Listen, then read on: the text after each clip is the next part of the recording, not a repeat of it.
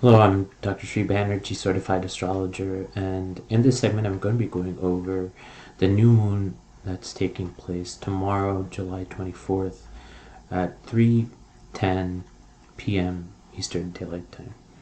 So let's go ahead and get started. First of all, what you look at when you're looking at the new moon is what the sign it's in and how to figure out the configuration as to what's going on. So the sun and the moon are in Leo, and of course Leo is a proud lion.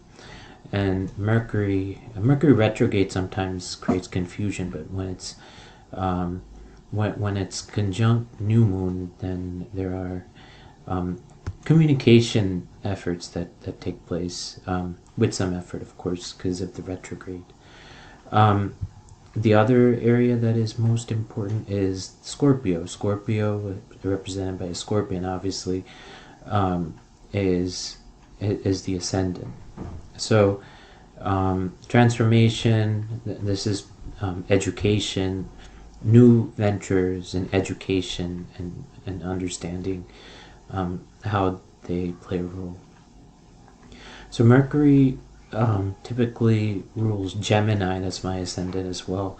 And Gemini is right here in the eighth house. Now, the eighth house is kind of like kind of a death house, and so to speak. And Jupiter is there. So Jupiter does not. Jupiter is one that tries to manifest everything, but cannot as powerful as some other planets. But what I say about Jupiter, I look at the sign, and so spirit into matter. So um, Jupiter is a planet of manifestation. What else is interesting is Mars. Mars is in fact a catalytic planet. So if you're looking to have job promotions or things like that, this is a good place to look. And of course, this is in Virgo. Virgo individuals happen to be very methodical and not appreciate things that are chaotic and not understand that. Mercury is also, of course, Mercury is in Gemini. Mercury's ruler is Gemini. Gemini's ruler is Mercury. And so Uranus means in the seventh house means that kind of thinking outside of the box when it comes to foreign leaders or interactions between nations. Venus and Gemini, of course, represented by Aphrodite. So someone that is kind of like understanding of somewhat vanity, but not quite that. And then one thing I like to look at is Quran. Quran is an Aries, so Quran is manifesting things, all things um, that are entertaining. But of course, Quran is considered the wounded healer, so that's a good house for Quran to be. Quran is a centaur represented by, and the story goes that Quran was one of the major centaurs that kind of took charge of other centaurs that were wounded and was able to kind of rein them in. Saturn over here is in the fifth house, and Saturn is kind of like, I'm going to move my picture here.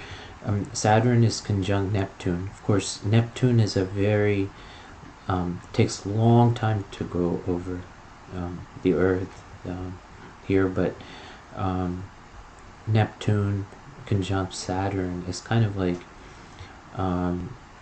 this is an interesting configuration because Neptune is typically thought of as being nebulous, kind of up in the air, and Saturn is kind of suppressing that so that something is meaningful.